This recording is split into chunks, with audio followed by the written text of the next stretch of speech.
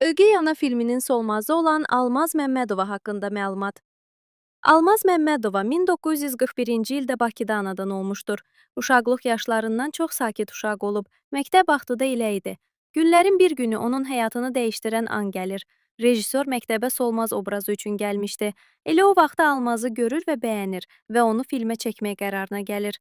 Düzdür, onun ailəsi buna qəti şəkildə icazə verməsə də, amma rejissor onları çox çətinliklə razı salır və ailəsi deyir ki, bu film birinci və axırıncı film olacaq və elə də olur.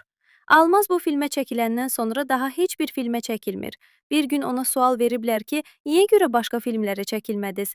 O isə belə cavab verdi: Mənim ailəm məni aktrisa kimi görmək istəmirdi. Mən də onların ürəklərini sındırmaq istəmirdim. Elə ona görə də heç bir filmə çəkilmədim. Daha sonralar ailəsi onu öz qohumlarından biri ilə evləndirirlər və Almaz Məmmədova ailəsi ilə birlikdə xoşbəxt yaşayır.